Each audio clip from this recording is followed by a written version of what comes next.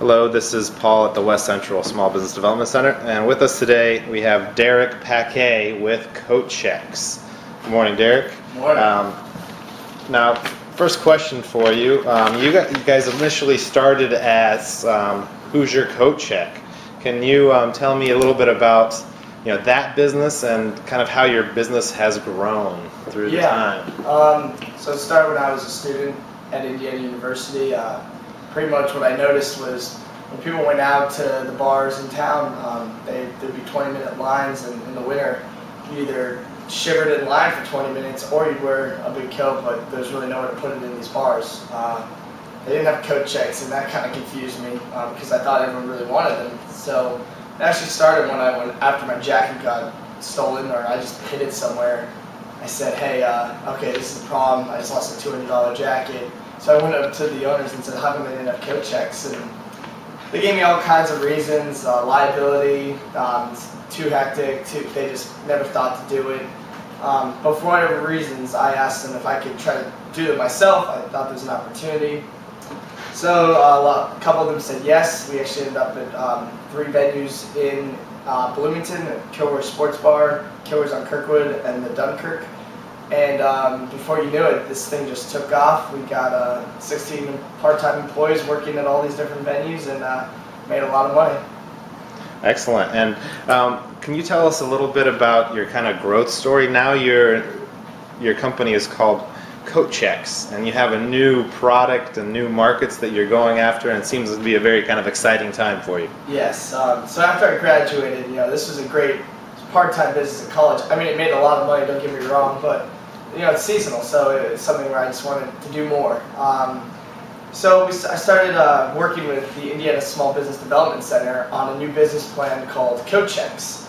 And the idea of this was, okay, there's this service that is underserved because of the liability, because it's just, it's a very seasonal business. People don't have the room to have permanent stations. So what I wanted to do was make collapsible equipment and a system that makes it very easy to run Coat Chex wherever. You can just set up these stations really quickly, take them down when they're not needed, and also a system to get rid of the ticketed system, which essentially causes a lot of liability because people lose tickets. It's essentially a trust game as opposed to an actual verification. So what I did is I started writing a business plan, started working with Paul here at the Indiana Small Business Development Center, and we just started knocking out sections. Really, I meet with him, once every other week, just whenever I really needed to, and he helped me write this business plan, which I actually won a competition for and got funded.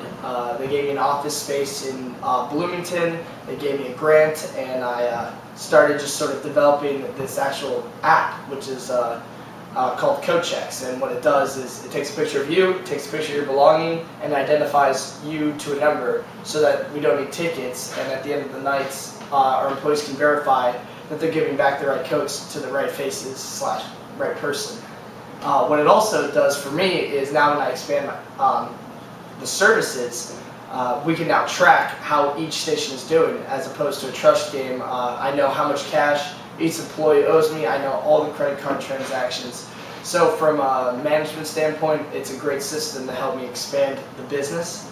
But where it's actually gone recently is we've had so much demand and interest in it that I can't expand the service fast enough. So we're actually now in a franchise model where we're selling our systems and our products to people who want to service it like me, and then we do sort of a royalty type deal with them.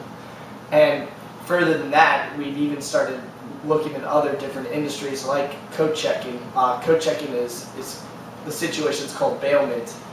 It's when you give someone an item and then they hold on to it for a period of time and then get it back. So same thing goes with dry cleaning, valet, rental cars, baggage checks, any kind of car rentals at all.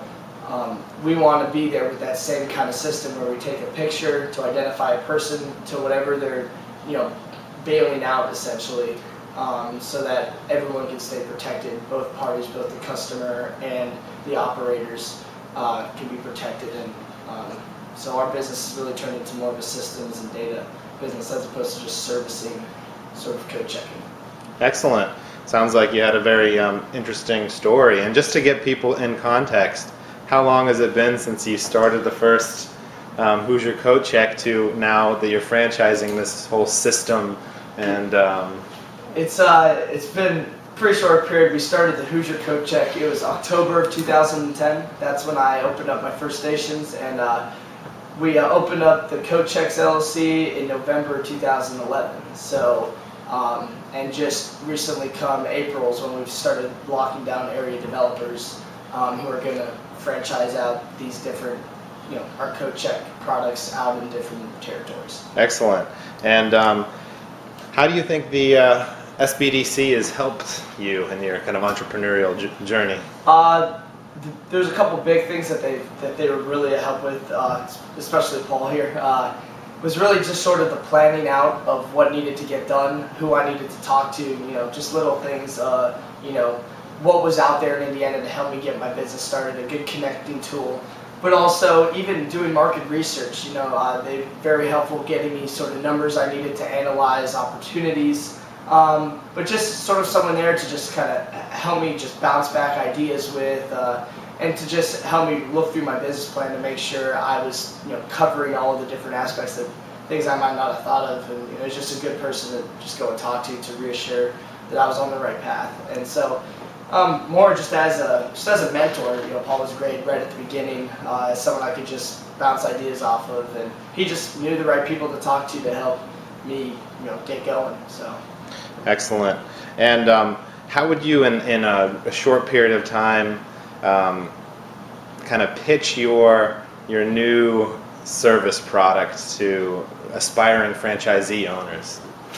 Hey, if I could make $50,000 on the side while a full-time student in college running Coat Chex stations, I had to deal with all this bulky equipment. I had to deal with trusting employees and hoping that the cash wasn't going missing. Now we have the systems, we have the equipment to turn any entrepreneurs out there into entrepreneurs. So buy a Coat Chex system. Excellent. And what advice would you have for kind of young, motivated entrepreneurs such as yourself? I think the big thing is sort of, you have a great idea.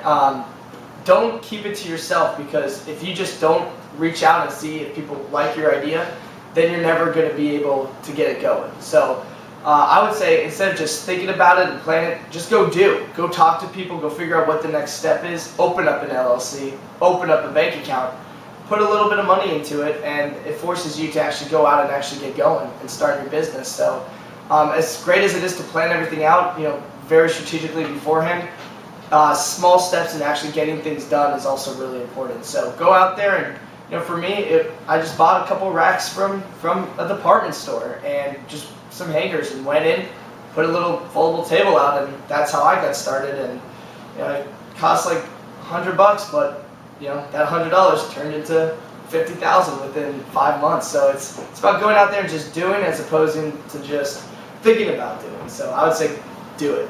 Excellent. Well, thank you very much. Thank you, Paul.